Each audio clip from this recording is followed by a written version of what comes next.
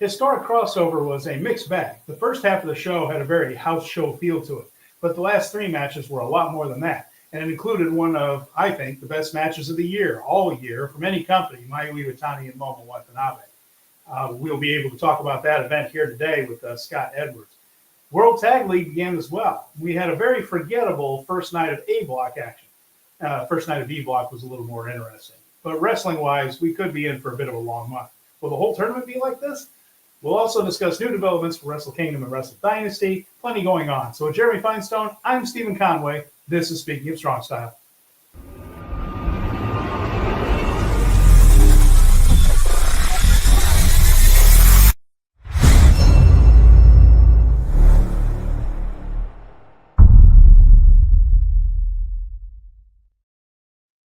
Welcome, everyone, to Speaking of Strong Style, where we discuss the news, issues, and events surrounding New Japan Pro Wrestling.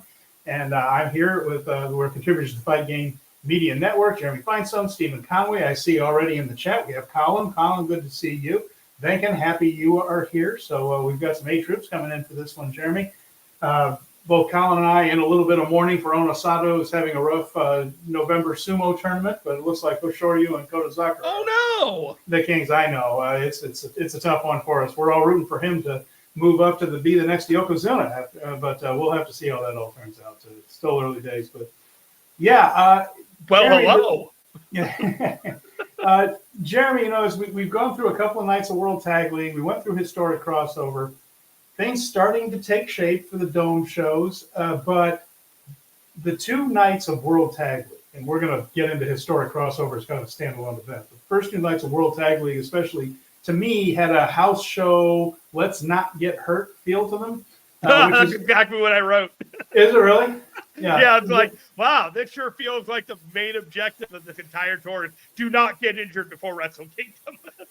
A lot of these guys are already booked in major matches. Shingo Takagi is, Ryo Iiwa is, a few others are in major matches for Kingdom and Dynasty and everything else. So you do get the idea that they are inching their way along here. Let's not let anything get in the way of our big Dome match. But we had an X and we had a reveal of who that X is. We had an upset in night two. So night two a little more interesting in night one overall, I'd say. I mean, that's a small bar to climb. The whole World Tag League is a means to an end to really wrap up whatever the Wrestle Kingdom cards are, right? Like you said it. Nobody get injured. Let forward these stories just a little bit, but all the card is mostly like settled. We want to see how we're going to get to Hiromu and Naito, whatever they've got going on at Wrestle Kingdom. Everybody seems to think that that's going to be a match, but how do we get there? Do they win World Tag League? Is it something tied to not winning World Tag League? Is that the main story of World Tag League? Like I watched Naito and I watched Tanahashi, and I think they really needed ELP in there with Tanahashi because what Takahashi is doing with Naito is carrying that side of their matches until, they get to the finish line. Because I watched Naito in that B Block match, and there was a lot of stalling and a lot of taking the sweet time, doing whatever. There was one special hold move that he had around his neck, right?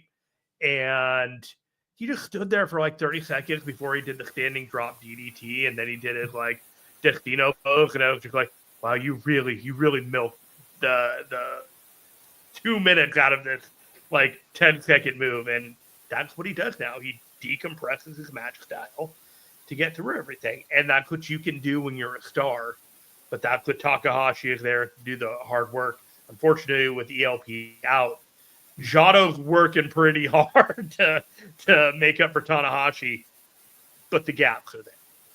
Yeah, think about that sentence, and we're going to get to that when we get to that match, but think of this. Jato is doing what he can to carry Hiroshi Tanahashi. That's where we are, folks. And we're going to discuss that when we get to those matches. But we had Historic Crossover first. And when we get to Historic Crossover, there's only one person we need to bring in because he's the authority on Joshi Wrestling. It is Scott Edwards from the 5-Star Joshi Show, Stardom Road, all of these things. Scott, you were here last week to preview. Thank you so much for coming back to talk about the results. Hey, happy to be here. I didn't know if it was going to happen until last night when Jeremy messaged Like, hey, me buddy. midway. Yeah, I mean, you got me at the right time. I was watching the show and I was like, yeah, I could do it. I got Yeah, time now. I think I actually saw you tweet out that you were going to watch it, and I'm like, here's my time. Right. You did it at the right time. You did it at the right time. I had to record my show today. It was just a matter of whether I'm going to finish the show last night or was going to have to finish it like now and then record later. But it all worked out. So happy to be back. So thank you so much for showing up. Here's the deal. I didn't watch the show. I got a pass because I have life stuff to take care of. What's going to happen now is I'm going to bow out for a few minutes and let you guys take over and do the historic X-Over recap. And I'm going to be around, but I'm not going to be talking with you guys because the real pros are going to be talking. So I'll see you guys in a few minutes. All right. Thank you, Jeremy. Appreciate it. So, Scott, as we went into Historic Crossover, we discussed a few things that they might be setting up for the future, a few things they might want to accomplish with this show. And we did get some of that. For instance, we now have a Wrestle Kingdom match that we'll talk about in a little bit. In the meantime, they delivered what I feel, seriously, and I mentioned it in my intro, one of the very best matches of the year for the IWGP Women's Championship. And if anything, considering the expectations they had, we'll break down the whole card, but I have to talk about that Mayu Iwatani Momo Watanabe match in general off the top before we get to it in detail. But somehow, despite big expectations, these two women managed to over deliver and really came up with a special one for this show. Yeah, there's something about when you give two wrestlers of their capabilities the opportunity to go out on the big stage and shine, they're going to deliver. And, you know, I said this last week in the preview, and I'll bring it back now. I always had the confidence in these two to put together a fantastic match on this show. And when they didn't get the main event billing, I said they're going to go out there to show we should get the main event. I understood why they didn't, because you wanted to have New Japan and Stardom both involved in that main event. But go back to 2 years ago. What was the best match on that show, in my opinion? It was Mayu and Kairi. It was. Fast forward 2 years later, what's the best show on this show? By far, it was Mayu and Momo. So they've had some incredible matches in their run, and this is right at the very, very top of their rivalry. I said it last night after watching the match. You know, in a career that includes rivalries against Io Shirai and Kagetsu and just, you know, the list of matches that Mayu's had, somehow, some way, Momo Watanabe is right there in that conversation when it comes to Mayu's rivals. And it was incredible. It was absolutely incredible. And listen, if you didn't watch the show, if you don't watch the rest of the show, this is the match you got to see. Everything else, you could skip it and you wouldn't miss anything. This match, though, you got to go see. It's in my top 10 on the year. Mm-hmm. I watched a lot of wrestling this year. It's, you know, it's very fitting of what Mayu has done this year as IWGP Women's Champion. And I'm happy that her and Momo got this chance. So, absolutely killer match.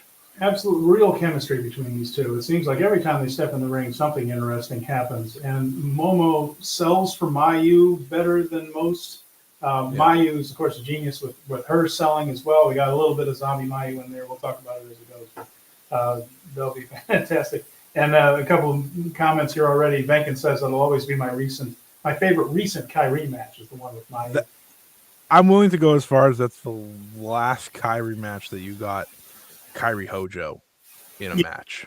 Yeah, because you get a different Kyrie in WWE by design. They just want different things. And Colin says, and the best match of Wrestle Kingdom 19 will be Mayu and her opponent. And we're going to get to all that as it comes up, because it turns out we will be getting Mayu at Wrestle Kingdom, not just at Dynasty if we get her in Dynasty. So, all right, let's talk about this show. So let's just go down the card, and we started with what turned out to be a tag match. I thought this was a four-way. I did too. And I admit it was a four. All four of them are from different factions, so I figured they were just putting them in. And this graphic that they put up there was very ambiguous. It turned out to be a straight tag team match, but it was Aya Sakura and Hanako against Rani Yagami and Sayaka Kurara. And we talked about this one last week, Scott. These are all from the same generation of trainees, and they right now, because I suppose because you can't teach height, they have a little more steam behind Hanako, who is even taller than Lady C, might be the tallest Japanese female pro wrestler, and they are putting a lot of steam on her basically, and we'll find out in a few years if she's the best of these. I suspect that she's probably going to be surpassed, but she's not bad, and this was a bit of a showcase for her to go over. Yeah, they really like her. They really, really like her, and I think you're on something. I think the height is kind of where they want to capitalize on that. She brings something to the table that most wrestlers in the Joshi world do not. So yeah, it makes her different, and I understand that. It makes her different, and it's good they latch onto something like that. It does. That being said, I don't think she's the best one in this match, let alone the best. I don't even think she's the best on her team, truthfully. I think Aya Sakura has made incredible strides this year since coming back from that injury that really kept her out for her entire first year. This almost feels like Aya Sakura's first year, and I feel like she's just made unbelievable strides compared to, when she debuted, I was like, okay, whatever. She's fine, is what it is. And this was a fine, we talked about it last week. This is kind of like the Young Lion match, but for the Joshi side of things. And I kind of like that. It was fine. It was exactly what you'd expect out of 4 young wrestlers. I just think if you're watching for the first time, or you're invested in Stardom or investing in Stardom moving forward, these are 4 names to know. These are the 4 they're building around for the future. Once they lost their top rookie, this is where they gone. And I think Hanako has a lot of work to do, and I don't think she's ready for the push they're giving her right now, like Tag League, undefeated, and all this with Maika. But hey, sink or swim type thing. I'll never get mad at the sink or swim idea that has been in Stardom's legacy. Essentially, that's how they've made stars time and time again. So we'll see. But it's worth following these 4 moving forward. I'll give you that.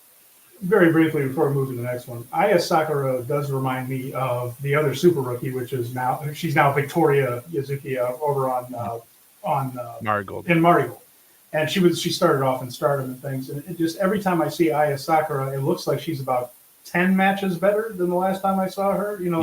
It's like she's just picking it up really quickly, and it's 1 or 2 matches difference between the two, but it looks like she's had 10 or 12 more matches. So she's just really seems to have an aptitude for it and is improving. Absolutely. Yeah, I mean, with the amount of time she missed, I'm pretty sure her, Carrara, and Yagami are all pretty even, actually, match-wise. So I think that makes it even more impressive for her. I do remember when they all lined up at Korakuen Hall and introduced themselves for their very first time before their first match. And, Hanako's towering over everybody else. And, Aya Sakura was there. And then we just flat out didn't see her for a long time. And we all just thought that she dropped out. We were honestly wondering if she was even still there. Turned out she just had a long-term injury. And it's coming along nicely. So. And then after that, we had a terrific tag team match. The first half of the show had a little bit of a house show feel to it in that they were matches that you could see on almost any Stardom or any New Japan show. But this one was a well-wrestled version of that. We had Saori Anou and Tam Nakano against Shuri and Tomoko Inaba. Pretty straightforward finish over here. Tam on the one side, the most protected person in Stardom in some ways. Considering she just went over in the 5-star, that maybe that's not the best term for it, but always one of the biggest stars in the company, went over on the one person that they didn't really have to protect in it, which was Inaba. So, but a heck of a good match. Anu's terrific. Tam's good. Tomoko's an up-and-comer. Shuri's Shuri. I mean, she's one of the best. So it was a nice exhibition here. Yeah, fitting opener. I still think Tam should have been higher up the card just because she's your world champion. For that reasoning. I would have put this match higher but I understand having it open, right? Kind of set the tone, hopefully, for the night. It was a good match. As expected, you look at these four, you're not going to have a bad match. Yeah, it was kind of weird. It's fitting for Shuri, though. You know, her year has been mostly she's here, and which is unfortunate because she should be doing so much more. I know she's on the older side, and I know Bushiroad likes to start to slot the older wrestlers down, but I'm pretty sure Tam's older than her, so like there's no excuse here with Shuri. Like, just like give me more of Shuri. I watch her and I'm just like, she's still one of the best in the world and all that, but a good match, probably on the upper half of the quality for me on this show, honestly. Yeah, I mean, Shuri, Tam, and Anu could just kind of roll out of bed and have a terrific match. That's just kind of that's their default setting. It was up to Inaba to really keep up with them, and she did. It was a good one. By the way, Benkin asked, of those four, and I'm assuming he's asking about the first match, who do you see beating Mayu Iwatani for the future title? I mean, I have a feeling that, I think they're pushing Hanako past that a little bit. So if anyone, I suppose it's probably Sakura. I would like that. Yeah, I would like that for sure. Depends what they want to do with Hanako. Because one, she feels like she did make if I remember correctly, she made Amasaki tap out in the tournament or something. I remember watching her make Amasaki tap or get pinned or something. And I was like, maybe that's the direction they want to go. Amasaki only has a few months to hold this title, then she hits the age limit. Or not the age limit, the experience limit. My apologies. So it would go Aya or Hanako based on, if we want to get crazy, I mean, if anyone watches New Blood, the involvement with Chi-Chi and Aya Sakura, they kind of started a little rivalry in Sendai Girls because they were in the junior tournament. I'd try to sway them towards that. Maybe get the belt on Sakura or Chi-Chi and then have them fight it out. But Hanako, if I have to just go based on placement of the card, I think she's going to probably get the 3-year wrestling experience is what I meant. She's almost at the limit, so we'll have to wait and see. But I'd go with Hanako just because it's very similar to the Ami Sourei push when she came in. Ami Sourei also won the future belts for a little bit, so maybe they go with Hanako and then someone beats her. But it's interesting they kept Hanako away from the New Blood stuff, and they seem to just kind of be pushing her a little bit past that. But maybe they'll go back to it. Yeah, I guess it comes with the faction that she's in, right? Yeah. Mina's 1 foot out the door. Xena's unfortunately hurt, so it's like you gotta go with Hanako with Maika. Yeah, we got Xena on commentary. The commentary for this show is interesting. We have Walker Stewart and Chris Charlton for the New Japan team, basically. Walker's been doing big events for Stardom recently, so he's there. And they had a Stardom announcer whose name I'm blanking on, and I meant to write it down and I didn't, so I apologize to that person who works for Stardom and who helps out with color commentary on the Stardom show. Scott, do you remember his name? I should have written it down. I didn't. I think it was Tom. Tom, yeah. And then Xena pitched in a little bit there too. Tom understands some of the stories in Stardom, and Xena, added some things here and there, not a whole lot, but that was fine. She didn't do anything wrong either. And then Chris was there to, call the moves correctly, which Walker often struggles with. So it was all right. It was the commentary was a bit of a mixed bag on this one, but thank goodness Chris was there. I listened to the Japanese commentary, so I'm useless for this. There's some strange turns of phrase for Walker. Like he's working on it. We have to remember that he's in his low 20s for a lot of guys, basically college age. So he's still learning this stuff as he goes along. Next up was a 6-woman tag, another Stardom match here. Azumi, Miyu Amasaki, Mei Seira, Rina, Ruaka, and Konami on the other side from the Hate faction. So with this one, this was a pretty basic thing here. You had the babyface finish, Azumi winning with the Bushiroad trope that you get a win early on and then reappear later in a key moment. So this was basically, I think, to give everyone an eye full of Azumi getting a victory before she made her challenge later in the night. Yes, I just have to say, mind-boggling booking decision did not have her in a bigger match, a more important Yeah. match. You're right? Like, oh, we're gonna put her in the Tokyo Dome, so why don't we just have her in a trios match on the big show where people, a lot of some New Japan fans who don't follow Stardom, they're gonna see this match on Wrestle Kingdom. Maybe you want to give her a bigger highlight than a trios match where Yeah. everyone needs to get a little time. It house show match, like we talked about, more of the house show style, I think, than anything else on the card in terms of the Stardom side of things. Yeah. And, Asmi got the win on Ruaka. The Rena, I think, has a real great future on that side. Yeah. I think she's really talented. May Sarah's great. Yeah. Miyu's coming along. So who has it? Bushiroad loves Rena. Like, you could just tell. They gave her the longest future Stardom title reign. They gave her the new blood tags. They're gonna go with her next year, and I think she's ready. Yeah, I was going to say, I think it's legit though, because I mean, her twin sister is Hina, and Hina's perfectly fine, but she doesn't have Rena's charisma. And right. Hina also goes to school and stuff. Like, yeah. Rena's all in. Rena's been all in for years too. Rena's always been the one that people have picked to be the, not all people, but I know Rena. I think Rena's the best member of Hate. Honestly, she should probably just be the leader at this point because that's who they want to go with. Benjamin's writing here that Rena is the best heel in the whole faction.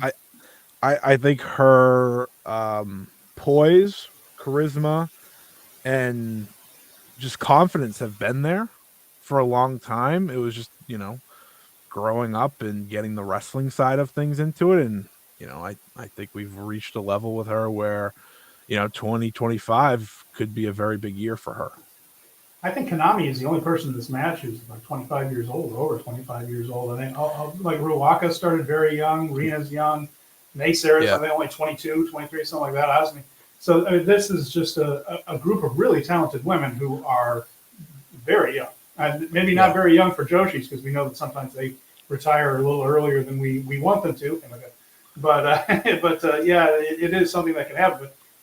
But again, if Stardom can get their booking together and keep it, there's all kinds of talent on this roster. Yeah, Konami's the oldest at 28 years old. Everyone else, I think the second oldest might be Miyu Amasaki. Oh, there you have it. All right, so the next match after this one here, now, you want to talk about a house show match. This was phoned in, if anything. So this is the New Japan match. Jeff Cobb, Francesco Akira, and Callum Newman from the United Empire against Bolton Oleg, Tiger Mask, and Toru Yano. So I don't think we need to spend a whole lot of time on this one. This was kind of a sleeper of a match. Bolton and Cobb did some interesting stuff against each other, both of them big, strong boys, and they did some big, strong boy stuff. But this looked a lot like, do we have to kind of thing, from the way that they approached this match. I didn't see a ton of effort here. I didn't watch it. That's how I was like, I have no part of me that wants to see these six wrestle right now. I had to skip something, and this was. I just looked at the names like, there's no way anyone tried in this match. I think Cobb and Bolton had fun in there together. Yeah, but if it was anybody else, it was varied by the numbers. Only 8 minutes. Yeah, it was the shortest match. So yeah. Again, this is the problem with this show overall. There is a lot of wrestlers on one side that seem to not be into it. So, and then we had a mixed tag, our first mixed match of the night, and this was Stars and Hantai. So the babyface of all babyfaces against Hate and War Dogs. As the Hiroshi Tanahashi, Ryusuke Taguchi, Hanan, and Saya Ida on the babyface side. On the heel side, Saya Kamatani, Natsuko Tora, Gabe Kidd, and Drilla Maloney. So what we had here was there was some safe stuff with the men and the women. I was relieved that Gabe Kidd wasn't a part of much of it. Dan Maloney handled most of that stuff, so it was a little bit safer. He handled it fine. No issues there. Natsuko Tora blew mist in Tanahashi's eyes. Then we had a low blow by Saya on Taguchi. He was then pile drive by Kidd and pinned.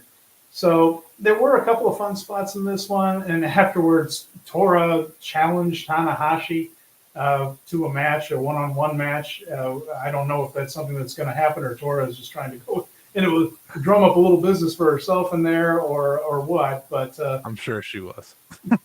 yeah, and Tanahashi seems a little bit more open to that than a lot of people, or at least that's what he says in some of his interviews. But I'm good. I don't think we need to do that one.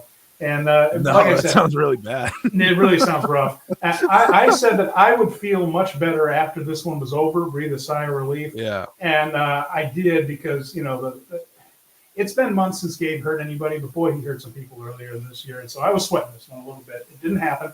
He was fine. And this one turned out okay. And it was just a way to get the heel team over, because, as we suspected, the next time we saw the War Dogs, the Clark Connors Thekla thing, which was a bigger match, which had an actual angle to it, the good guys were going to go over. So this is a way for the heels to get a little bit before that. Yeah. Would it shock you if I said I wasn't a big fan of this match? No, not at all. No, there wasn't much to it in that sense as far as working. I understand why they do these matches. That's the fun, right? You get but like, I don't know. I'm not interested in doing the mixed if we're not going to do like proper selling for anyone. You know, Ida's in there doing the chops, and then she gets one chop and she's out. I'm like, yeah, well, yeah, that's a good point. I don't understand the point of doing that if all the New Japan guys are going to do is just walk right through it and make them look like they're. Don't do it at all if you're going to do that. Maloney kind of started reacting to them toward the end when she hit a series of them. Maloney kind of started, these are starting to really hurt. I would have liked to see that a little bit sooner in there, but we saw that in several matches where the Stardom women would go up on a New Japan guy and they would just treat it like they're, like a gnat buzzing around them. And I'm like, who are you getting over exactly? You're not hurt by someone who's 5 feet tall. Ooh, good for you. And it's not getting your other. It's not getting anyone over. It's not getting anyone over. It's. You would think these two companies aren't the same. Like you would think, like, we're going out of our way to make someone look bad. And I think the only match that worked was the main event, and that's because you had two wrestlers that were probably interested in doing this more so. Yeah. Like everything I remember from this match is just like Wingori looking bad. Yeah. And I was like, I don't like that. Like Hanan having to be scared of Gabe and stuff like that. It's like, yeah, she basically played the damsel in distress thing, and I didn't care for that either. Yeah, Wingori is an excellent tag team, like tremendous, better than most of the New Japan tag teams. They're a great tag team. That's probably why it bothered me more than anything. It's like you could have just not done it at all, and I think I would have been better off. I watched, like, the one thing that made me laugh was the Taguchi Kamitani thing. That was the one thing at the very beginning. Which I was like, all right, that's funny. Like, I have no problem with that. We move on. They did a little bit of comedy that actually did work at the beginning. With Taguchi and Kamitani, like they were going to wrestle each other. And Kamitani, like we mentioned, is going through her goth phase, and she's pissed at the world and all this. And Taguchi's kind of a funny antidote to that, because he's just a happy-go-lucky guy. Exactly. So, like, that was the one thing. Otherwise, I could have done without this whole thing, truthfully. So next up, Jesus Christ, was the King of Pro Wrestling title match, hardcore match, with Suzu Suzuki challenging the Great Okan. I don't like hardcore wrestling, so this one didn't stand a chance with me personally. Yeah. Suzu opened the whole thing by bringing out a foam board full of plastic forks. And I mean, like the plastic forks you get in takeout containers.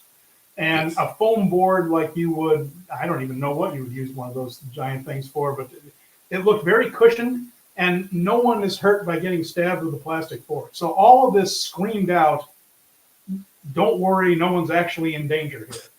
And, Suzu has done actual matches with Jun Kasai where she absolutely was in danger. And I wasn't asking for that. But this looked like a cartoon version of this match. Suzuki sold for the first several minutes, but she ended up making a comeback, shoved a few forks in Okan's mouth, and used a chair during her comeback to chop him down to size. She stapled the question mark thing to her own face to freak out Great Okan. So she had the stapler in there. She grabbed that little question mark thing that he has over his face for his entrance, put it on her cheek, and stapled it to her cheek. just to freak out Okan, I guess, and it worked. He was freaked out. And now she also stapled things to Okan's forehead, but the amazing thing is somehow he didn't bleed. One of the most vascular parts of the human body. He took several puncture wounds He kept into his trying noggin. to the rest of He the tried, bless his heart. Yeah, he was trying to bleed and he couldn't do it. That was a fail. And then there was a spot which I will not dignify by describing it, but it was repugnant and should never have happened. And then that led to toward the end where Okan gave her an eliminator off a ladder through the board at the 19-minute mark. But that was very tame, and the crowd kind of understood that a foam board with plastic forks didn't do anything, and they didn't.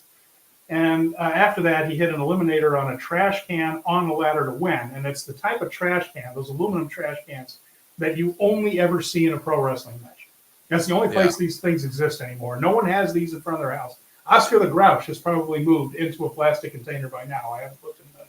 But that's the only time you see these aluminum ones. The good news is, put that down on the ladder, you choke slam her onto the trash can. The trash can gives way, protects her from the ladder. So it was actually a pretty safe bump for Suzu, considering. Anyway, he got the win. He retained the KOPW title. I don't like hardcore wrestling, so I didn't enjoy this. What did you think of it, Scott? This is my thing. My description of this match was Suzu did everything she could to have fun. You know, like, I know part of her misses those days. That was something she really was in love with once upon a time. The problem is, like, you gotta commit fully to it, and I don't think the company itself was willing to commit fully to it. I think the wrestlers were, right? Like, Okan was fighting for his life to bleed, you know, like he wanted to. He was trying. And I think there's a lot of problems with, like, Suzu's thing used to be forks, but they were real forks. But like, how, you know, like metal like forks, that. Like, that would hurt if you fell into that, but like, we can't do that. So here's plastic. And so I'm like, don't get me wrong. If I fall on a bunch of plastic forks from a certain height, it'll hurt a little bit, but like, it's not going to be, that can't be your big moment of the match, which is what it was supposed to be. Right. I don't know. I'm not a big Great Okan fan. So I watched Suzu try to do her best, and then I got sad that Suzu's just kind of another person these days in Stardom. I got sad all over again. Because she was supposed to be the big one out of everyone, and it seems like they've really shuffled her down, and this was her big moment to end the year, unfortunately. And sadder than that, Suzu seems to have just kind of accepted it. I just don't see a lot of fight in her like he used to. Just a little. She's still doing her signature stuff, but a little bit of the spark seems to not be there for her as much. I just think she's. I think the spark gave out around Queendom time this year, All-Star Grand Queendom. I think that's when the spark just kind of, this is who I am now. This is what I am now. I'm a tag wrestler. Which, don't get me wrong, her and Maycer are a great tag team.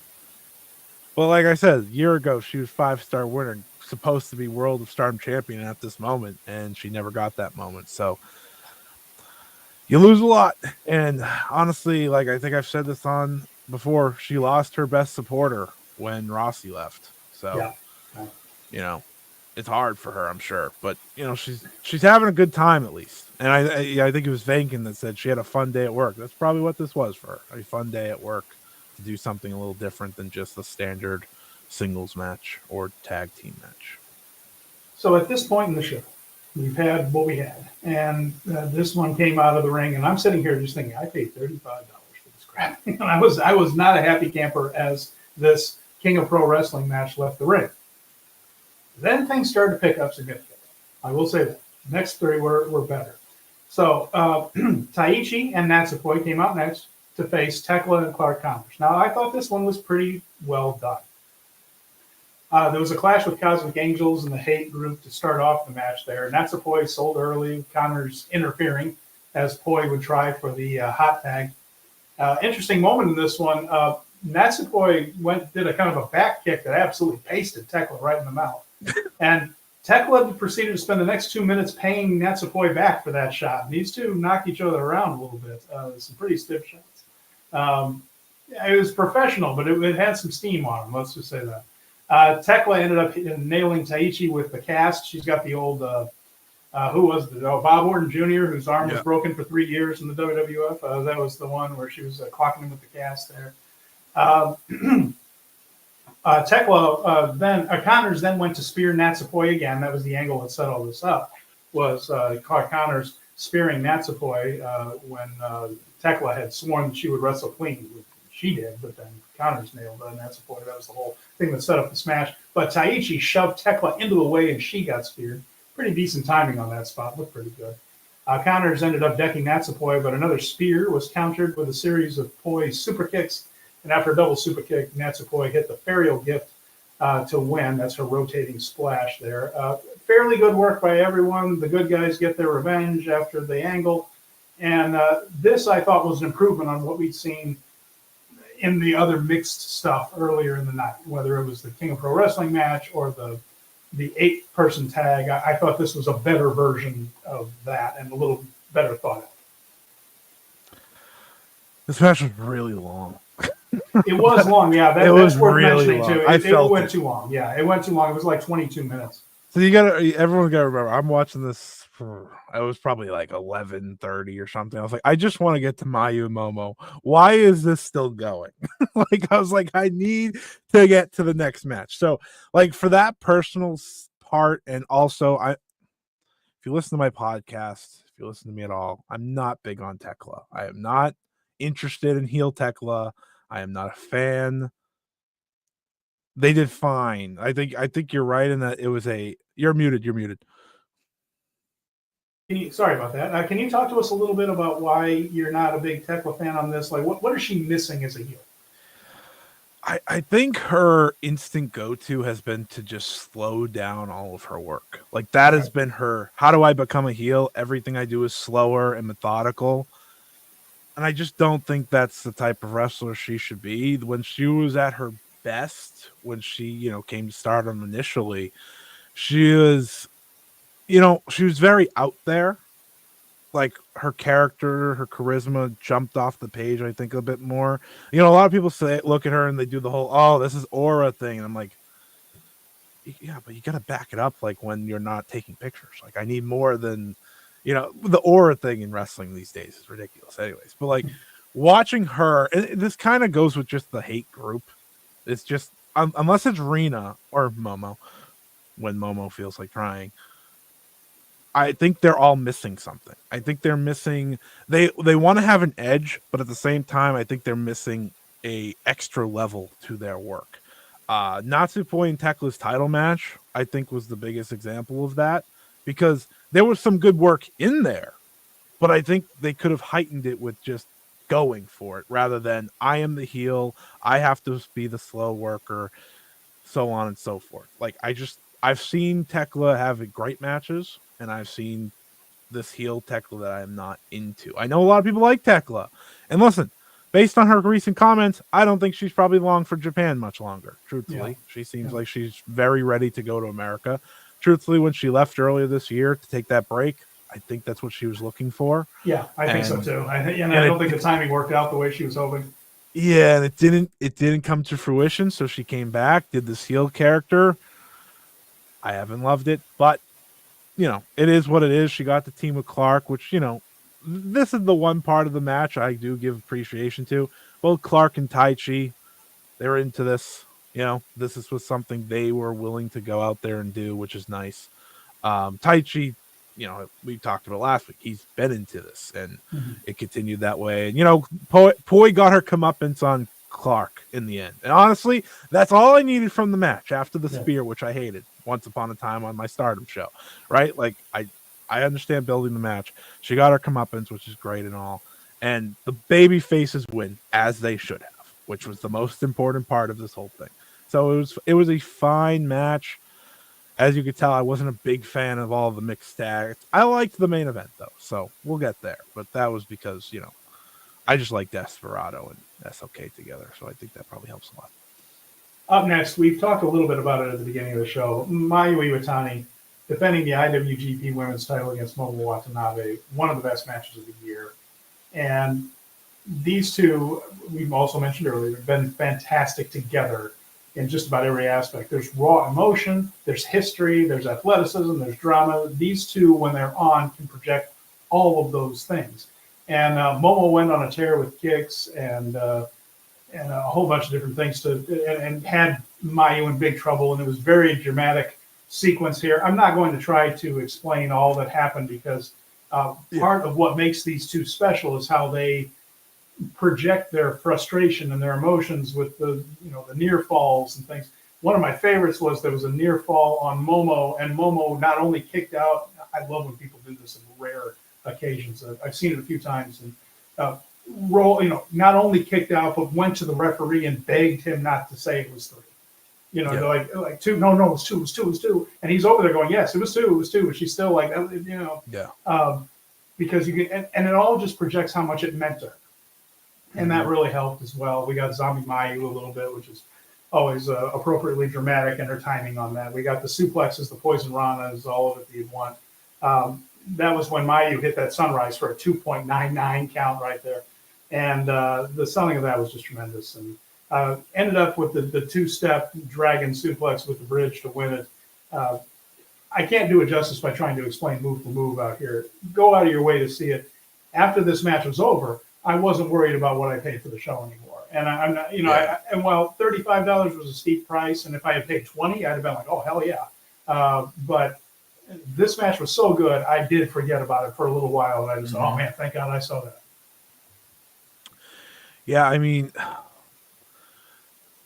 if you've watched the Mayu Momo rivalry, they do such a great job of playing off the previous matches and the previous connection they have. I watching this match with Momo, this felt like one that she not necessarily wanted but needed for herself, and you could see it in her.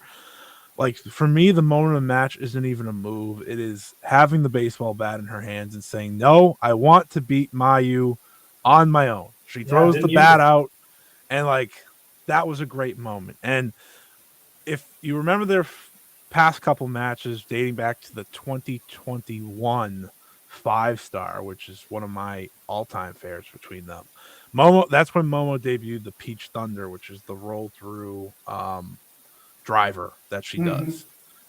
That beat Mayu once upon a time. It was not enough for her in this match. If you go back to the previous Mayu wins as of late, she has hit the greatest poison rana ever, the jump up to the top, roll through, and has won. And she wasn't able to win with that. So ultimately, they went back to old time's sake in the end with her winning with the 2-step, a classic from their many, many matches.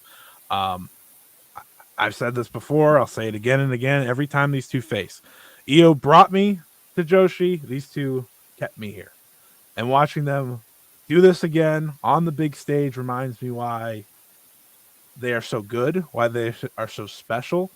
And I'm very happy that Momo got this opportunity, because I think her name belongs in the long list of successful defenses Mayu's had in this reign. It's been the best of the best throughout wrestling, and Momo's name absolutely belongs in that now. It's just fitting. You go down the list of the Monets, Utami, Vaquer, Mina was one of them, Sari, obviously, Fujimoto, Tony Storm, Shuri. It is a list that Watanabe deserves to be in. And in this match, she reminded everyone that when she wants to be, she's one of the very best on the planet. Very true. And the other thing, after this one, Mayu took the microphone. First of all, a little bit of a moment between Momo and Mayu right there, fueling speculation that maybe Momo's not long for the heel side on this. Again, she did a bit of a babyface thing with the bat. Some of her body language afterwards was different than what she's usually done as a heel. So we'll see how all that plays out. Getting my hopes up. Yeah, I know. Me too. And she, oh my goodness, I'm still not over the whole Queen's Quest Oedo type where she teased it so much. Point being, afterwards, Mayu Iwatani got on the microphone and just said, I want a match at the Tokyo Dome at Wrestle Kingdom, and made a point of saying, the IWGP title should be defended at Wrestle Kingdom. I wholeheartedly agree with that, and I'm very glad that she's going to be part of it. She basically said, who's next, and Azumi came out. So Azumi took the challenge, and it looks like we are going to get Mayu Iwatani and Azumi at Wrestle Kingdom. So they, as this card dials in, it needs something special right here. And I don't know that Mayu and Azumi are in a position to draw a whole lot more fans, certainly some, but my goodness, that's another can't miss match. It's going to be another fantastic match as long as it gets a little bit of room to breathe. These two will deliver something excellent in the Tokyo Dome. And we found out later what they might have in mind for Dynasty.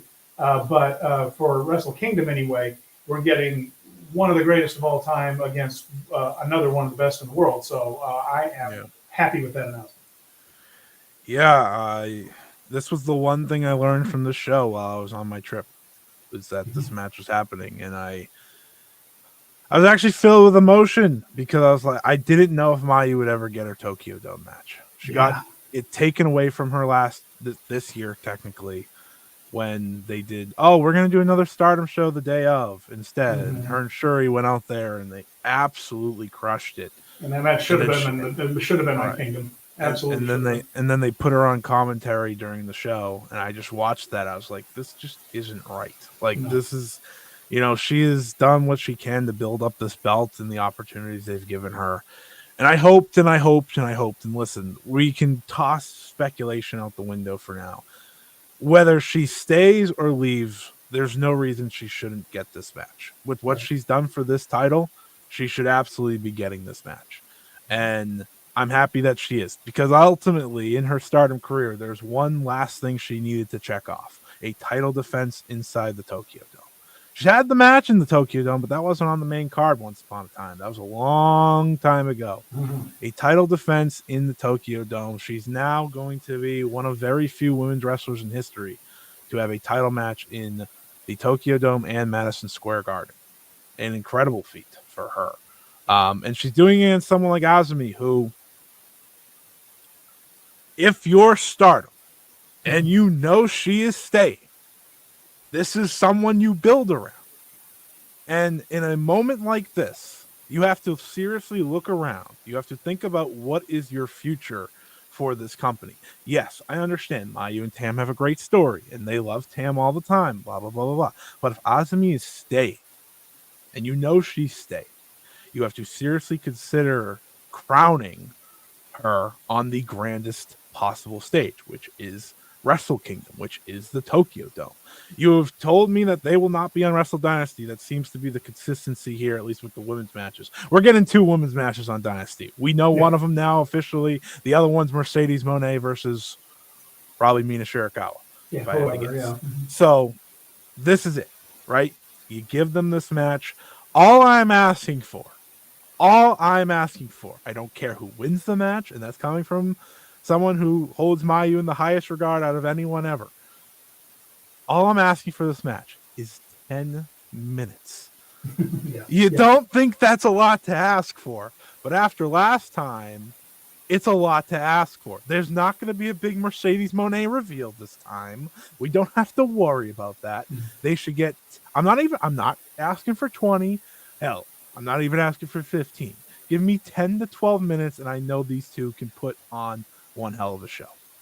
And they, as Venkin mentions here, Kairi Tam Tokyo Dome Nightmare, please don't. And that was sub 6 minutes. I'll never forget. No, that was rough because the whole thing was a delivery system for Mercedes Moné coming out. And also, how'd that work out? Exactly. So then Venkin mentions something that before we get to the main event, that it is worth noting.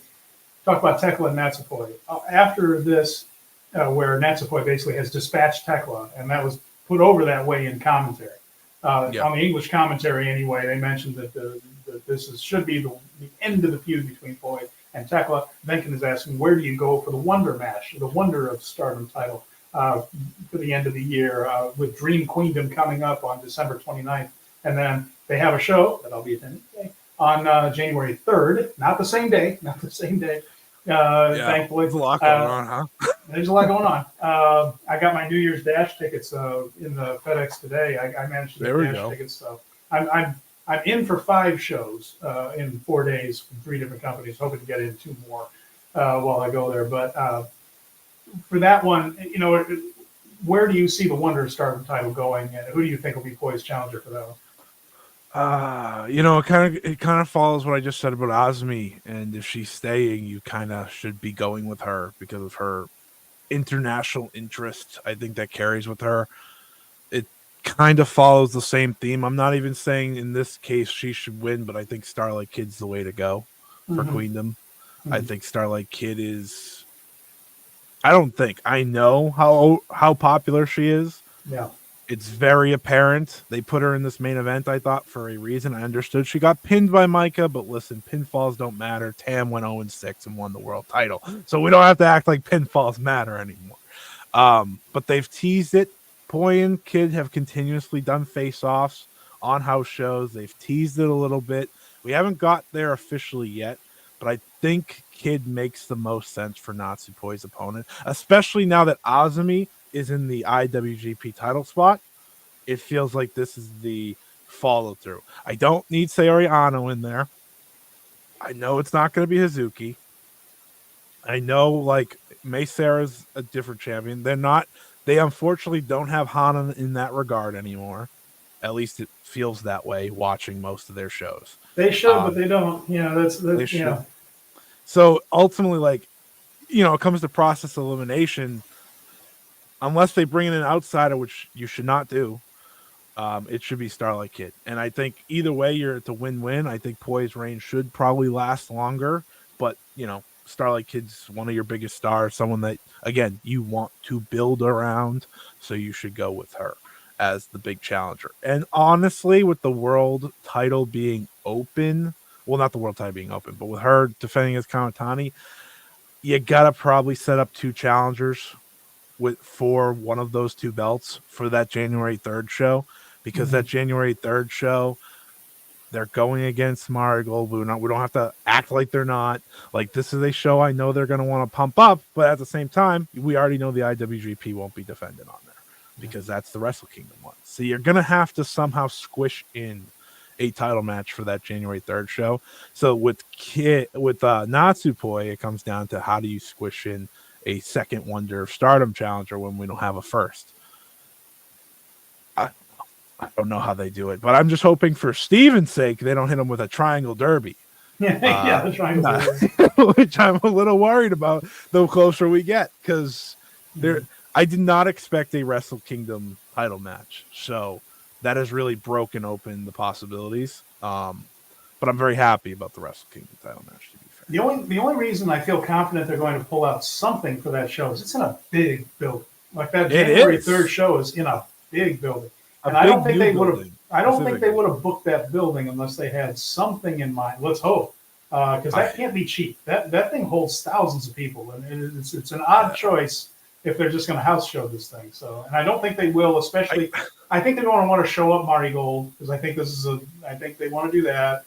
I think it's a big weekend for Bushy Road for obvious reasons. I think they want to pump it up, but that's an ambitious building, because that thing can hold as many as 7,000, and they do not draw that many people. It's tough because there's a lot of shows obviously that week. The secret is not there. Marigold is booked at the same time, and that's their big show. Maybe so choose between them, the bastards. Yeah, they're gonna have to go big, and I don't know how they do, but they're gonna have to, and you would think it would involve the World or Wonder in a big main event. It should, at least, but we'll see. Maybe it has Maika involved. Maika could, I don't know. I'm not into Maika as the new ace of the company like they are, but she has nothing right now for those big year-end and year-opening events, so maybe they mix her in there somehow. Unlike Hanan and Suzu Suzuki, Maika seems to have navigated the transition from the old regime to the new regime well. The old regime kind of chosen one. Yeah, went with her, and then the new group has continued that, whereas Suzu and Hanan were basically cut off at the knees by it hurts me a lot. Me too. But we had Zack Sabre Jr. and Maika against Starlight Kid and El Desperado. Desperado, his first match back after having his knees worked on. And so we're going to have this main event. And there was a really great hybrid mask from SLK and El Desperado again. I'm hooked on these things. I love them. That's the best. That's the best part of any time they team up. It's really cool. And of course, they mentioned the big brother little sister dynamic between the two. They do seem to get along socially as well, and so there's real. They feel like a team. This doesn't feel thrown together. These two feel like a team. Zack and Maika a little bit more thrown together right there, but you have two people that are at the very top of their companies, and so that it does work. Maika's not the World of Stardom champion right now, but she's been positioned as one of the top. So SLK and Desperado used basically a numero cuatro on Zack, which I enjoyed right there. They put a numero dos on each leg, and the great thing about Zack is he's basically Stretch Armstrong. You put him in any position, he's okay. So that looked effective. And then the male-female stuff on here, there wasn't a ton of it, but what they did, it was done well. It made sense. Starlight Kid hit an acai moonsault on Zack to the outside. Maika suplexed Desperado after a struggle. So and Desperado big pop for that one too. Yeah, big pop. And they did not. There was a little bit of no selling the women on this one, but less of it. But they also did moves that made a little bit more sense than chopping someone who's twice your size too. So when you do the big powerhouse lift, like that's what I think that was my problem with Ida. I'm like, I know she's strong. You could have easily just did that instead of the chops. That would have gotten a pop if Saya Ida had picked up Drill Maloney, and that would have gotten a big pop out of it. Because she's what, 5 foot nothing, maybe 4. I think she's like 4'10" actually. I was going to say if Walker is right that Starlight Kid is 4'11", then Saya Ida's got to be like 4'9" or 10. Like she's shorter than Starlight. Yeah. Anyway, and I don't know that that's correct, by the way. It's just something But they also said, by the way, that there were 3,500 people in this. But they always exaggerate a little bit there. But anyway, there were stereo drivers on SLK and El Desperado. The end of match sequence was a lot of fun and well designed with the pin attempts and the breakups and things. It was all very smooth, and all four of them worked well together in those. And Maika hit one final driver on Starlight Kid to win it. Desperado looked good. Knee looked fine. He was moving well. So I forgot he was out when I was watching this. I actually forgot that he had been out before this. Yeah, it looked really good. And then at the end, of course, there were handshakes and everybody raises each other's hands and stuff like that. And thank you all for coming type of thing. Everyone's a friend. Everyone's a friend at the end of it. So, but a good match to end the night. There was no following Mayu Iwatani and Momo Watanabe, but the fact that they did something completely different, obviously a tag match, mixed tag and things. It would have been a really good semi-main event. Like it would have been perfect build up to the big title. Yeah. Honestly, should have been that way. We said that before this match happened, that it was a little bit weird that the title match wasn't the main event, but Bushiroad does weird things. And so here we were. I don't know. Overall, what did you think of this one? I enjoyed this. I thought it was a well-done version of what we didn't quite see done well earlier in the night. Yeah, I mean, when I was getting ready to watch the show, people have been... I got enough messages about like, oh, you need to watch Mayu Momo. I was like, yeah, I know. Like, I know I do. That's the one match I've been waiting for. But like some people said, like this was better than the first one. I don't agree with that. I think Historic Crossover 1 was way more exciting heading in, but also just like coming out of it, I feel like there was a lot of excitement for both sides at the time. Yes. I don't feel that as much this time outside of the women's title getting back on the dome. Other than that, it's like, cool, whatever. It was a good show though. I ultimately I said this on my review that I'll have up where I mostly just talk about Mayu and Momo and their history and why that was so important and so on.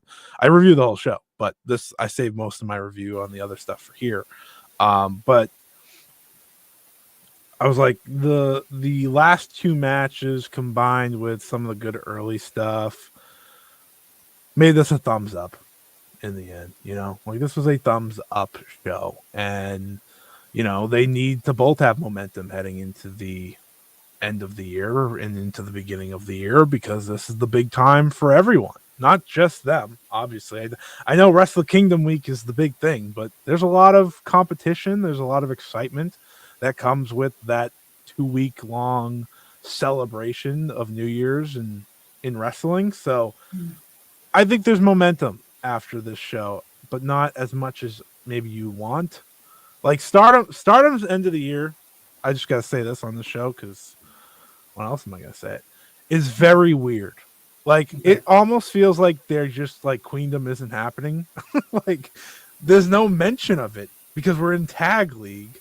At least like New Japan set the premise and then are doing Tag League, right? Like here's all your big matches for the most part, and then Tag League. Stardom is setting up their matches in the tag. Like they set up Tam and Saya within the, and it's like I don't know what's going on. We are almost a month out. We have one match.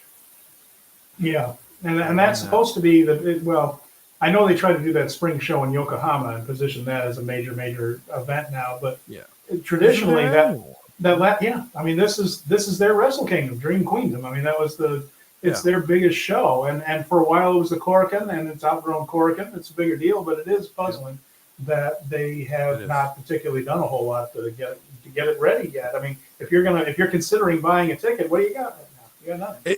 It's and they're selling well. I'll give them that. They're selling Sumo Hall well so far, which is just to a point. You know, international fans coming in, all the like people are going to buy tickets. It's the big show. You're going to expect it. But you want to sell more tickets and you want to have it ready. It feels a lot like where we were last year. We knew the main event and everything else was like, all right, we'll see. Except you have to remember last year, there was a whole entire mess happening backstage. This year, that's not the case. So there's no excuse on that. But I'm hopeful. I think if you are a wrestling fan, you are going to be very excited about those 2 weeks at the end of the year, no matter what. I know you guys obviously have your hands full with Wrestle Kingdom and Wrestle Dynasty this year.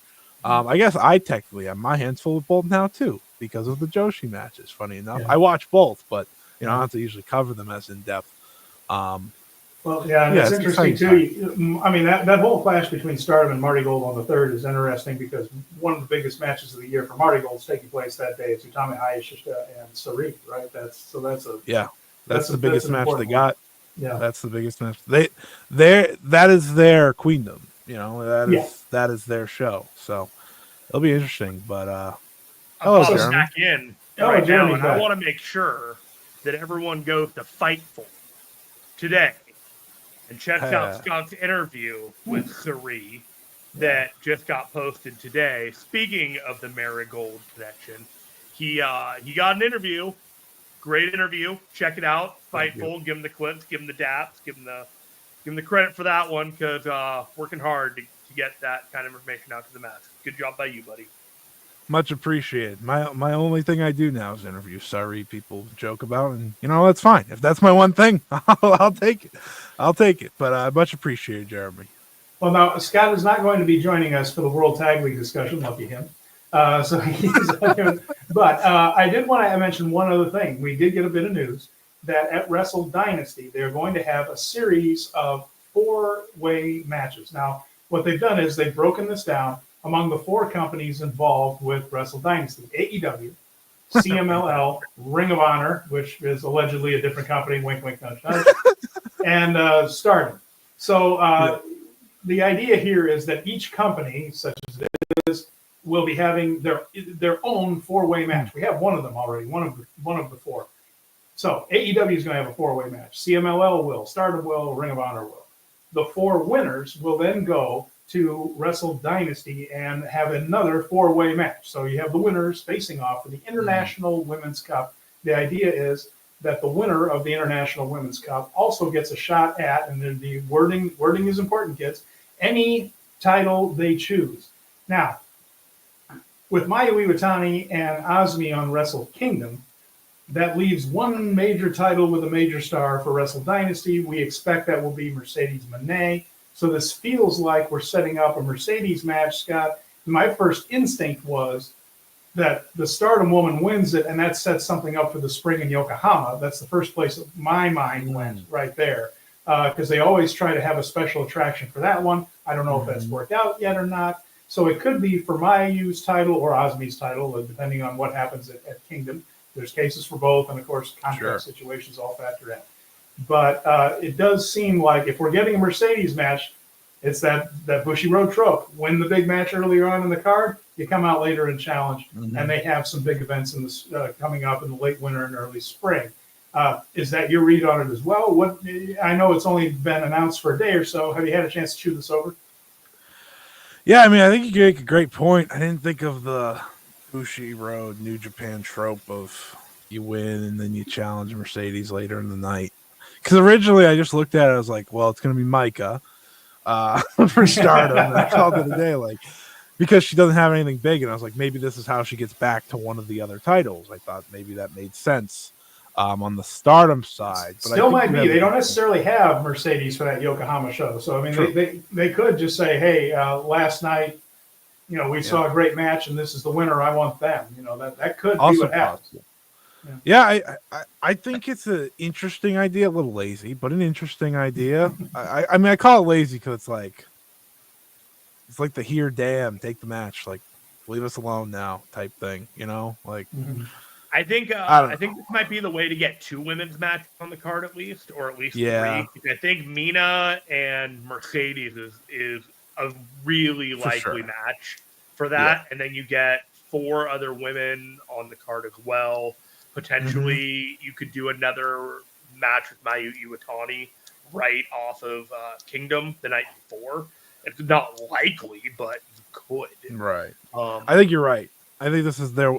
It always felt like there'd be 2, and this feels like their pivot rather than maybe the AEW Women's Title on here to just feature CMLL as well. I think that was probably some of the reasoning. Not Ring of Honor. Ring of Honor and AEW the same company. No one can tell me otherwise. I'm really hoping Mariah May gets a dome spot here too. I don't know that that's going to happen. There should be all the champions. It should be Athena. It should be Mariah May. It should be Zuxis, and it should be whoever Stardom. Because honestly, you guys are the Stardom guys. Maika makes a lot of sense for what they're talking about as far as challenging. But we do know the CMLL 4-way, and that's going to be December 13th at Arena Mexico on the Big Friday Night Show. Super Viernes. Zeusis, Reina Isis, Persephone, and Sonali. Sonali is the 4th person in that match, so that will be on December 13th. We'll find out. And Zeusis makes a lot of sense. Reina Isis also makes a little bit of sense. Zeusis has a little more Bushiroad experience, has appeared on some shows, so a familiar-ish mask. I want to say a familiar face, but she's got the hood on, so a familiar mask to fans that way. That could be a clue as to. I would assume it's one of those 2, just because they have the vets. Give the vet the big shot on the show. Persephone has a lot of potential, but maybe not right yet. My AEW assumption, it is in the Tokyo Dome, I hear. Despite the matches scheduled for that show, it is in the Tokyo Dome. I think Willow Nightingale might be the favorite for AEW side because she's kind of doing nothing. Out of sight, out of mind. I just lie. If Athena's not going to do it because she's champion or whatever, just start lying. Just say like, "Oh, Willow's Ring of Honor." All of a sudden, you can just do something like that. That's the funny part of this is like, I mean, Ring of Honor means nothing. The idea of being it's whatever 4 people from the AEW roster they say are in Ring of Honor. That's who's in Ring of Honor. So if they don't want Athena in it. How serious people take it is entirely dependent on who the offerings are from each of the rosters. Right. Yeah. Stardom's going to take it seriously. We'll see. CMLL's taking it seriously. We know CMLL's taking it seriously. Yeah, they are. Those are their big 4 after Stephanie left. In AEW be like a Mariah May, a Chris Statlander, Willow Nightingale. Chris Stat's a good shout. Like going for it. If it's Britt Baker, just shut down the dome. Just shut it down. No, thank you. We don't need to. Thank you. No bias. We'll make it a 3-way. No bias at all, but let's not even show up. But I mean, that's what we're talking about here, right? It's a star, it needs to be star power with like fluke wins, so people don't get buried losing. If Ring of Honor says Riho, no. It won't be Riho. No. It won't be Riho. Riho's not around enough for it to be Riho. Scott, you could get hooked into this for 20 more minutes if you want. Yeah, we could. Or we could give you the hook right now. It's entirely All right, up to you, all buddy. right, all right. No, you're right. I just need to say this: Ring of Honor. If it's not Athena, there's no point of Ring of Honor being involved. That's all I'll say. I agree totally. That's the woman that should be in Athena this. should win She's the the whole one that thing. Should be her debutante moment. should. Yeah, right. it would be nice. It would be nice. Scott E Wrestling, Scott Edwards, hey, thank you so much for showing up again and going over this with us. Don't forget to listen to the 5-Star Joshi Show, Fight Game Media Network. And are you still doing Stardom Road? We are on a break because Trent took time away from the nastiness that is the world of social and wrestling. So he's doing well though. No Stardom Road right now. Doing the 5-Star. I'll be out tomorrow. Fight Game Media Network feed. Definitely where you go check it out. I find it to be charming whenever I saw the footage of you guys. Thank you. I appreciate that. You let him know. He's a charming fellow to edit and cut into clips. I'll let him know. Well, I appreciate you both, and have fun with World Tag League. Yeah. Hey, happy holidays, all right? Enjoy. Happy holidays. Yes, enjoy. Have a happy Thanksgiving, everyone, and hopefully I'll talk to you both soon. All right. Thanks, Scott. We'll speak soon. All right. So with that in mind, I just want to let everybody know that we are not going to be here next week live, but we have something for you next week. Jeremy has done an amazing job in editing together our history of Hiroshi Tanahashi. You're not supposed to tell him I did it. It's a magical guy behind the scenes. You give me too much credit. Well, either way, we have a special for you here, the history of Hiroshi Tanahashi on Thanksgiving Day here in the United States. So we will have a show for you, but it'll be kind of a best of thing as we go over the history of the Ace. So that'll be. If you were paying attention ever since the G1, Stephen Conway has methodically traced Hiroshi Tanahashi's history since the beginning of the millennium mark, and he had finished a few months ago, and he was in the middle of moving and doing a bunch of other stuff, and it wasn't really on my radar to do this for the holidays, but I knew how hard he had worked on it, and I wanted to make sure he had some kind of copy, because tracking it down after we upload and do all that could be a little tough. So we realized Thanksgiving, we're just going to do the best of compilation, edit it all together. So, in honor of Hiroshi Tanahashi, big ups to the big man, all that hair, we're dropping a video for him. So we will be back. We'll be back live 2 weeks from today to go over World Tag League and things. So should we start with what we've seen so far, Jeremy? I will only tell you this. After watching the first 2 days of World Tag League, I really don't mind taking next week off. So we had a night in the A block and one night in the B block, and they've both been in fairly small. El Chiba is not a small area, but it felt like it was with that show. Both of these were fairly sparsely attended affairs right there. So Bacon says next week is Thanksgiving. Yeah, in the United States, yes. Next week is next Thursday is Thanksgiving, an American holiday. The fourth Thursday of November is always Thanksgiving in the States, and we're always on. Sometimes we did it. Sometimes just this year, it's not going to be good. So we're not going to fight it. So in the A block night there, these were shows that were in front of a few hundred people. And keep in mind that if you look at the schedule, they are going to Corkin Hall. I think there's a little shot around near Osaka. But World Tag League is mostly taking place in fairly small towns and small venues. We're going to have quiet crowds, and that's just the way it is out in these small towns. You get the really loud, demonstrative folks in Osaka and in Tokyo. There's going to be a little of that. But temper your expectations as far as crowd reaction goes. Doesn't mean they aren't enjoying it. Doesn't mean that they don't like what they're seeing. But people in the smaller towns tend to watch politely, and more than they do scream and yell like in the big cities. We saw some of that. They were so excited for Taguchi. Oh my God. Well, A block happened, and it was Jeff Cobb and Callum Newman winning the opening match of the tournament over Shota Umino and Tomoaki Honma. Honma is really good at almost getting on a roll and getting some momentum, and then being cut off. He's terrific in that. Of course, we know that he's recently been paralyzed basically for a while and is recovering. Doesn't move as well as he used to, but he's just one of those guys you just naturally cheer for. But Cobb won this one with a tour of the islands, broke a board in the ring in the process of doing so. And Cobb seems unnaturally angry about Shota Umino being in the main event of Wrestle Kingdom. He just went on a profanity-laced streak. Go ahead. We got mostly chalk in the first night in the A block. What I mean by that is that we didn't get an upset. Like the people that if you look at these matches, think that's the team that's going to win. That's the team that won. I don't think you would have had too many predictions go wrong on that one. I don't think too many pools got hurt in A block night one. We saw a little bit of that in B block, but these were mostly favorites getting wins. So there's somebody in each of these matches to take the fall, and they did. I mean, I watched the show front to back on, what was it, Monday or Tuesday that this one brought? Tuesday. And I was just like, oh my God, don't get hurt. Nobody's getting hurt. These are safe matches, 10, 15 minutes, main events going 20 minutes. But, it's just like you're getting best of stuff. People just kind of doing what they need to do to make an audience happy that doesn't get the product all that often. When you are going to these smaller towns, you don't have to do as much because they're just happy that you're there. And I'm not saying that they wrestled like they didn't care, but they wrestled like they were conserving their body and wrestling smart and saving their spots.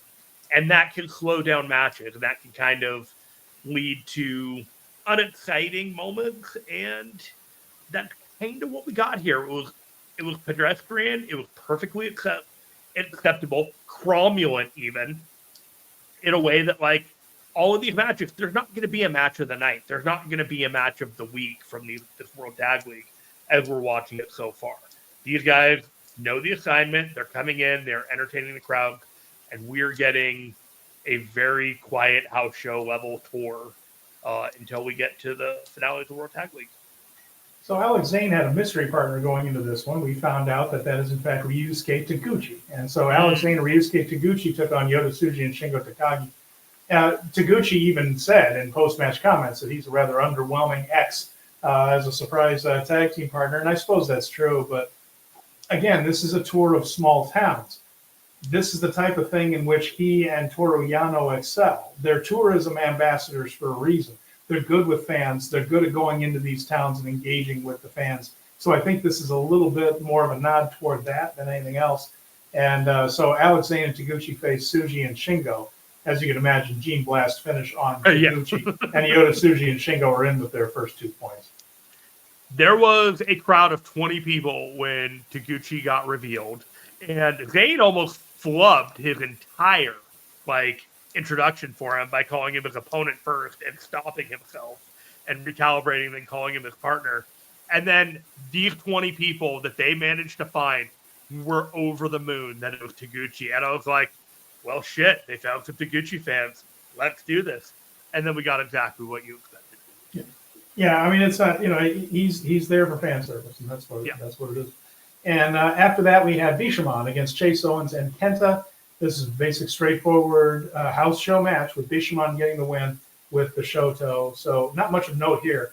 3-time defending World Tag League champions are off to a good start.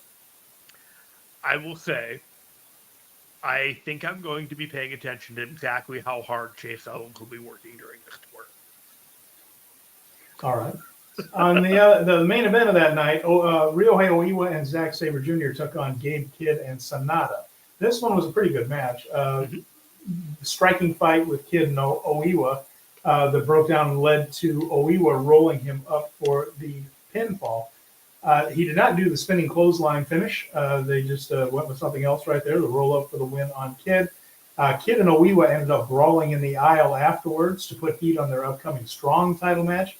And in some ways, this felt a little bit more like a Strong title match preview tag than a World Tag League match. But it was well wrestled enough. And like I said, Kidd is going to be the guy that takes the falls in this one, and not Sanada. You don't need to protect the Strong champion. And you can tell that, Sanada's been slotted into that Jake Lee spot before his injury, and they're going to protect him a little bit more. So Tsuji and Shingo, Cobb and Callum Newman, Bishamon, and Sabre and Oiwa from TMDK won their first matches. No upsets yet on that side of the bracket. Yeah, there was a lot of dynamic reveals that we were going through in this match. I think it was exciting to see the new Sonata in action. You know, getting a little bit of Oiwa in a tag with Zack Sabre Jr., where they are, considered a main event elite tag team in this tournament. You know, the placement of Oiwa so far is really good, even though he is positioned to lose a few matches out the gate, it really seems like. I liked that this was the main event of the first night of World Tag League.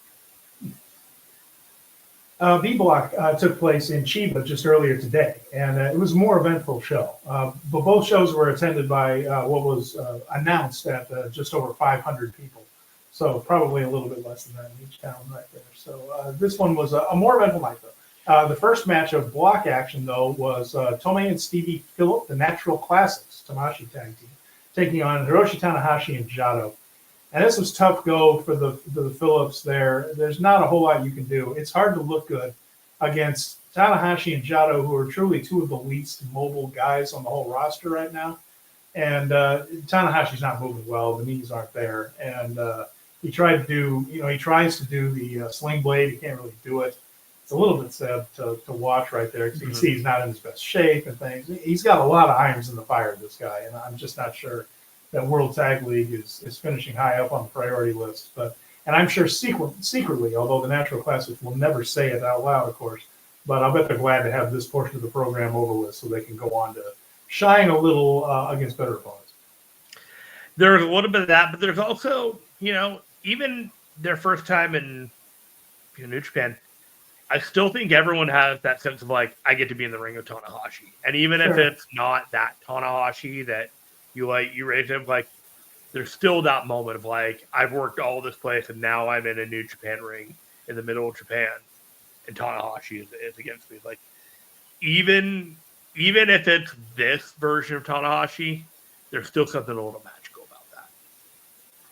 And the Phillips got the win there. They beat Jado with figure four right there. So they were on the board with 2 points. After that, we had the Great O'Connor and Hinare, the IWGP Tag Team Champions, taking on Taichi and Taka Michinoku. Well, the champs dominated this one and set up the finish early anyway. They went for their finisher on Taichi, and suddenly Taka Michinoku cut off the Great O'Connor and hit a Michinoku driver on him. That led to him eventually putting a crossface on Hinare, and of all things, Taichi hit a super kick, Black Mephisto on Great O'Connor. Taichi and Taka Michinoku beat the World Tag Team Champions and are on the board with 2 points.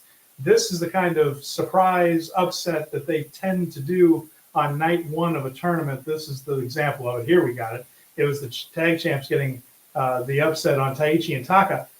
Also telling is Taichi pinned Okan. So after the match, he grabbed the King of Pro Wrestling title and essentially has laid down a challenge to Okan for it. Hey, I've beaten you. Now I want a shot at this. We mentioned this before too, Jeremy. All year long, the story has been, can Okan take this belt that he has identified himself with, brought all these, made a big deal in his promos about bringing new ideas to it. And of course, you're not the king of pro wrestling until you make it to the end of the year. So can he make it across the finish line? They're putting it in jeopardy one last time before he can etch his name on the belt as the king of pro wrestling in 2025. Of course, Taichi has his name on it from last year. So nice little bit of I like he's the gatekeeper to finish the finish. Yeah, thank you. That's a better word for it. They're having Taichi trying to be the guy that keeps him from his goal, the gatekeeper in this thing. So we'll have one more before the end of the year before they reset everything. And that's been Okan's storyline arc all year long. So I like that they're giving it one last chapter before the end of it. I never really thought about that part. I just figured it was keeping Taichi strong to move forward with Sonata, and he's going to have to win a couple. But, first night of the tournament, set the kind of tone, that kind of thing. Perfectly fine match. Everything you said, I'm right on board with. Yano and Bolton took on Evil and Ren Narita up next. The Bolton stuff was good, but they ended up doing a lot of Dick Togo interference, which allowed Walker to do his endless stream of jokes. Boy, man, I wish anything made me as happy as much as he likes saying the word dick. So anyway, we had that. That allowed Evil to get a pin on Yano after he and Togo gave the Magic Killer to Yano. House of Torture is going to be in it to the end because you have to have that heel presence in there. I'm not saying they're going to win the block or anything, but they'll be involved until the last day. And I think it's telling Jeremy that their final match of the tournament is that showdown with Tanahashi and Jado. We all know that the real angle here involves Evil and Tanahashi. So they're doing that on the last night. That's a clear signal that match is going to matter for the standings in some way. They're going to cost each other advancement in the tournament. That's got to be what's happening. But yeah, this was Evil, House of Torture, Bolton, Yano. This is exactly the match that you thought it would be. Yeah, it really was. Hiromu and Naito took on TMDK in the main event. This wasn't bad. Hiromu worked hard. Naito was moving a bit slow, and he was moving carefully. He did hit his big moves and got them not as crisp as he used to, but he did hit the Tornado DDT. He hit a couple of Destinos. Shane Hayes had to help him a lot, but Shane's strong enough to do that. And anyway, in the end, though, it was indeed Naito hitting that Destino on Shane Hayes and pinning him. So TMDK still in a slump, but we suggested last week that their losing streak could continue a little while, and they could be the favorite, in quotes, team that falls down early and then has to rally late. There's always one of those. It looks like it's going to be TMDK. And Hiromu and Naito get off to the quick start. Also allows, again, we're doing fan service in a smaller, well, Chiba's not a small town, but this was a small show. Right. And that allows Naito to get on the microphone and end the night with a roll call. And for the people who did come, they get to go home happy. Have you thought how clever and meta it is that the whole story for Naito and Hiromu is Hiromu like trying to prove to Naito that he's worthy of doing a match with him, and so Naito is working each match like more than 50% his fair share, like maybe let's say like 75%, 25% is like Hiromu working and then Naito coming and doing his spots and coming in and here and there. And it's like, because Naito can't work. So the fact that they made it part of the story that Hiromu has to work twice as hard just to prove something to Naito, I think is actually kind of clever. Because that way it makes up for why Naito isn't working that hard. So Naito and Hiromu, Evil and Ren Narita, Taichi and Takamichi Inoku, and the Natural Classics all picked up wins in their first matches. Now, we don't have to go through the entire schedule. You can find that on njpw1972.com, but some highlights. Got the pictures for the net tonight, so here we go. Yeah, and so on Friday the 22nd, Yokohama, which is another town just in the general Tokyo metropolitan area, Bishamon versus Tsuji and Shingo. Should be a hell of a match there. That'll be a good match. And then in Korakuen Hall on the 24th, Sonata and Kid versus Tsuji and Shingo. And then Wednesday the 27th in Miyagi, that'll be Zack and Oiwa versus Bishamon. So some interesting matches, at least, to watch as we go through this tournament. Now, when we come back in 2 weeks from today live, again, we're doing that best show with the Tanahashi history next week, we will be on the cusp of the finals. We'll be only down to about another night or two of block action to go. So next time we come in, we'll have a very clear idea of what they want to do. And I'm going to have 2 pictures for next show. And it's going to be the block standings for A block and block standings for B block. All right. And we might unpack it from there, but I really am not going to pick every single match card out from all that. No, you can't do it. And I think we can refrain from that level of detail and effort. There is one last thing to touch on, and there's not much really to touch on about it. But on New Japan 1972, still a medium.com website, by the way. Make of that what you will. Kenny Omega has accepted Gabe Kidd's challenge at Wrestle Dynasty. It is not official according to New Japan Pro Wrestling, but you can pretty much draw all your conclusions that this is the match that's going to happen. Good. Yeah, I mean, I think it's an interesting match. I think it's good to have Kenny back. I think the crowd's excited to have Kenny back, and it's a heck of a boost for Gabe Kidd. I mean, this is a big showcase for Gabe, And I think, he can go into 2025 with a lot of momentum if he has a good match with Kenny Omega. I hope that you get to see a one-winged angel live. Yeah, that'd be cool. That would be cool. I have seen Kenny wrestle. I went to an AEW TV taping before the pandemic, so we're talking quite a while ago, in Cedar Park, Texas, just outside of Austin right here. And I did get to see Kenny wrestle, but I don't think I did not get a one-winged angel in that one. So I would like to see one. Well, one-winged angels are pretty cool. I believe it. And, all right, get us out of here, bud. Well, one more. The only other note, I do have one more note. Okay. They are doing the Oceania Cup in Tamashii, or they were. It's concluded now. And Jack Bonza won it. Now, we've seen Jack Bonza before, I believe, in World Tag League. He teamed up with Bad Luck Fale about a year ago or so. And he's been in for other tours. But Jack Bonza won the Oceania Cup. Tells us that they have perhaps some further plans for him sometime in the future. But it does feel like they put him over for a reason. A potential bonanza for Jack Bonza.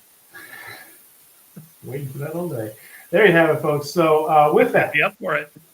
we're going to sign off for now. Don't forget Power Bombshells 1 p.m. And Sam's coming back soon. We hope she just and she's kicked cancer's ass. If there's a good chance that Power Bombshells is actually on Saturday this week because they like to do a pre-show. Yes, that's true. For the AEW. But if not, just keep an eye on the programming. They will be back at some point this weekend. It could be Saturday. It could be Sunday. We should have checked ahead of time. But in the past, when they're an AEW pay-per-view, they like to do the pre-show. Very good. So we'll be keeping an eye out for that, and then everything else on the Fight Game Media schedule. So we will see you in 2 weeks. For Jeremy Finestone, I'm Stephen Conway. For the folks here in America, we hope you enjoy your holiday. For everyone else, we'll miss you, and we really will. And we're looking forward to being back with you, and we'll talk to you again real soon.